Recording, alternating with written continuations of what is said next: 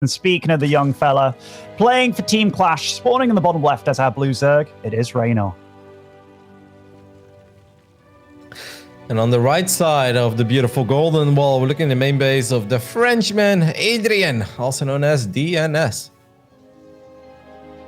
Yeah, this is a nice matchup. Like, Reynor has been around for some time now. Not as long as DnS actually competing, but he has just absolutely solidified himself as one of the best Zergs, not just in Europe, but absolutely in the world. With his second place finish at BlizzCon, everybody knew he was good, but he just confirmed it on the big stage, and he has done time and time again. And starting off this series, boom, a hatch on the gold base. Yep, and with a drone on the other side of the map as well. So maybe Reynor was just looking at Bly's series, and he's like, that's actually a pretty good opening by Bly. You know, if you can get a hatch first down where you won't get blocked, or in this case you do get blocked, but you have the gold, and then you also hatch block their natural. That should put you in a pretty good position. Ooh. And that is kind of what is going to happen here. The tables are turned. It's been years and years of Protoss players blocking Zergs.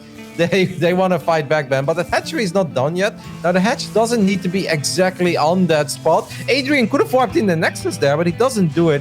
He wants to go core before Nexus here. So, okay, we've got to give credit to DnS bringing down that probe immediately upon not scouting the natural. And now he's very in the know of seeing everything that's going on. Kudos to Reynor as well, counteractively. He immediately threw down his pool and his extractor, realizing that hatchery was never going to get down. So some nice little shenanigans early on between both of these players. I really wonder if he's still going to build a hatch, just to be like super annoying and awkward. A lot of drones are going to be transferred towards the gold.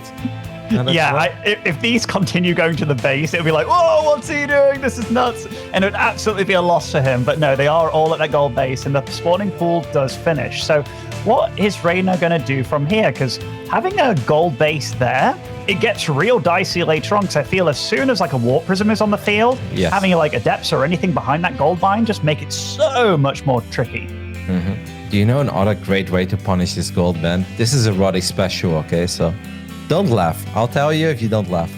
I mean, I'm not going to laugh, but I'm surprised he didn't just come out with Phoenix already, you know? No, Tempest. You open Tempest immediately. It had to be something out the Stargate. I knew it was coming. No, you make a Phoenix or two, you know, to make it seem like you're playing Phoenix, nothing to worry about. You build a fleet beacon immediately, that doesn't get scouted.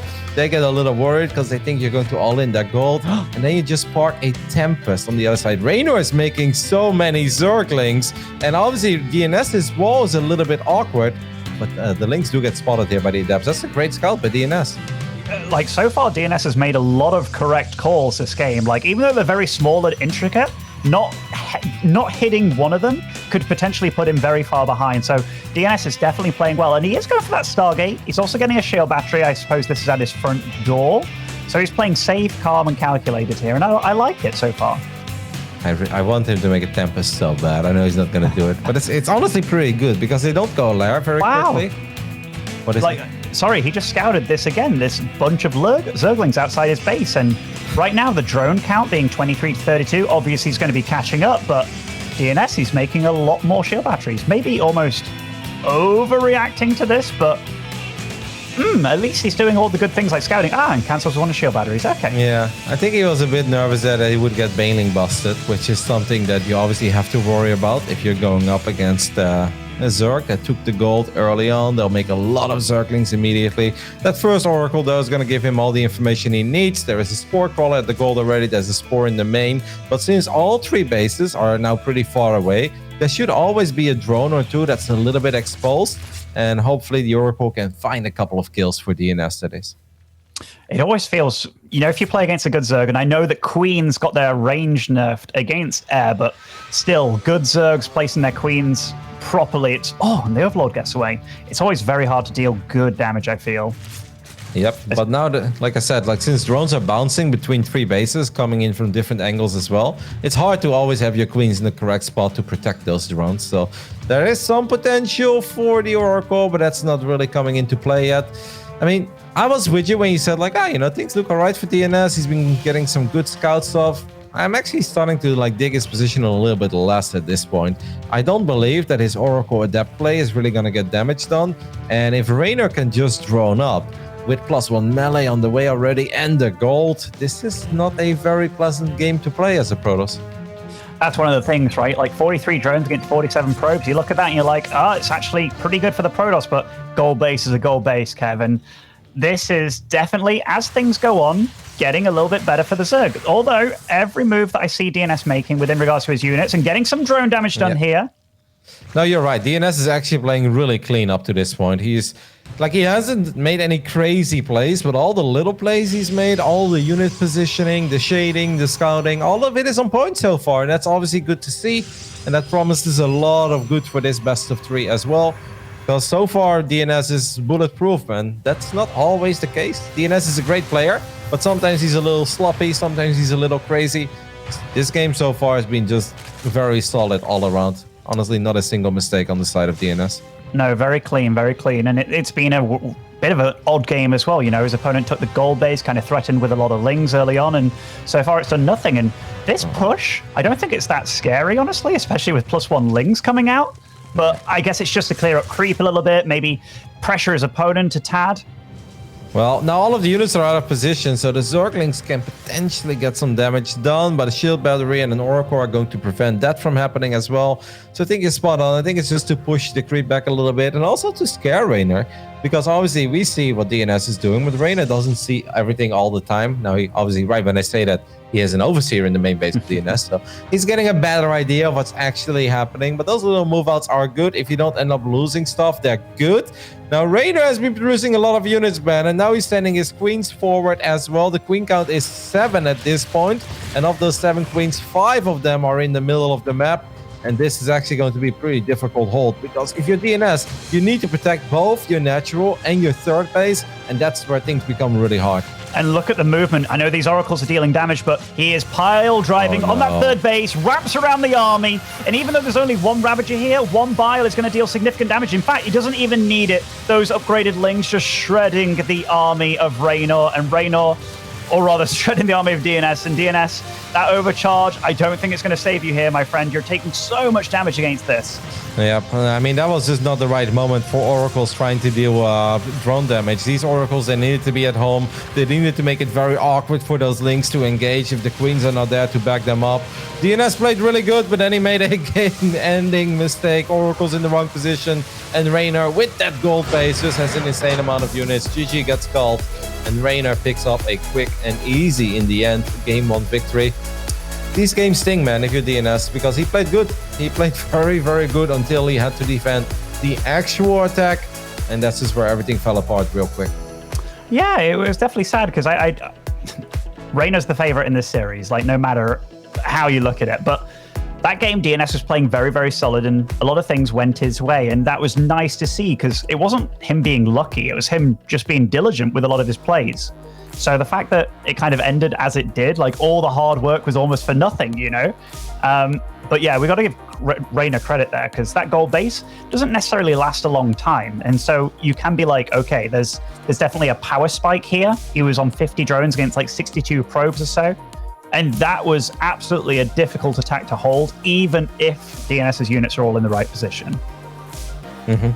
You need multiple shield batteries there. We saw it earlier. That was obviously a different kind of push, the one that Showtime made, or the one that Bly made against Showtime. But we saw Showtime have 7 shield batteries, and that may seem a little excessive. But if you're getting all in, then that is kind of an all in, right? Because it's not like Reynor was stacking up to Hydras or Lurkers or had a Spire on the way or was stacking up to Hive. No, he's sending 5 queens to the other side of the map. There's a lot of commitment there. At that point, you need to do whatever you can as a Protoss to survive. And that starts with having all of your units defend. And then having 3 oracles on the other side of the map, picking off a couple drones. Yeah, that's cool if it's a macro game. That's not important at that point. Those drones are not important. What is important is that those oracles are there to protect your sentries, protect your adepts, and buy time for additional immortals to come up. Yeah, because it stops the whole army from marching forward. And I mean, having 3 oracles, like, they're available to pick off Ravagers and stuff like that, which are very, very vital in that army from busting through force fields. But not one force field went down. He was so focused on his oracles, it seemed like. And yeah, just absolutely caught off. And the next game we're going into will be Eternal Empire, which it's a more standard map. It's been in the map pool for some time now. And it's much harder to bust your opponent, I feel. So it might be getting a much more macro focused game for the second one in the series. Might see a little more initial aggression out of DnS as well, because traditionally he is a very aggressive Protoss, and I don't think that if you're the Frenchman here that you really necessarily want to prepare for a 25-minute game against this man, because we know that he is good in pretty much every single aspect of StarCraft 2. On the bottom left side of Eternal Empire, the Italian stallion representing Clash, it is Reynor. And spawning over in the top right side, playing as our red Protoss, and for Team Cascade, it is DnS. DnS being proper annoying, sending his probe to the other side of the map immediately, but it did not get there in time. And this was actually one of these moments where Protoss players send out 2 probes. This one goes almost immediate, and the other one builds the pylon a little bit later. If you then don't get the hatch block, you're going to be a little sad, man. This is not the way that DnS wants to start this game. Pro players make this a super big deal, and obviously a lot of them did some number crunching, actually. Lambo is somebody who really crunches the numbers, and he's like, this is bad for Protoss. Like, you know, I'm not going to say it's unwinnable, but pretty close to it. And I'm like, well, you know, but this is obviously not the start that DnS was hoping for. No, and I mean, Reynor, you can't necessarily just go 16 hatch versus this, because you would get your hatch block. So I think he did... I don't know whether he saw it with his Overlord, but he did choose to go for an earlier hatch than the norm, which, you know, counteracted this. Again, StarCraft 2 has so many little things that players do against one another just to get little edges here and there and throw off your opponent. So it's lovely to see that at this level. Indeed. No, Eternal Empire. Yesterday, Ben, I don't know if you were there, but at the beginning of the broadcast, I said, I'm a little tired of Eternal Empire. You know, it's a beautiful map. It's a great map. We have seen awesome games on it. I've kind of seen it by now. Then obviously right when I see that, we get the best game of the day on Eternal Empire, you know, and I look a little silly because I would have been okay with purity and industry. Well, yeah, let's see what it has in store for us today. Yesterday we saw, I would say, a decent variety of maps. A lot of Everdream, a lot of Eternal. But we didn't see any submarine on the mainstream, and I really want to see some submarine today. Like maybe Hellraiser against Marine Lord. Maybe Hellraiser is crazy enough to leave it in there.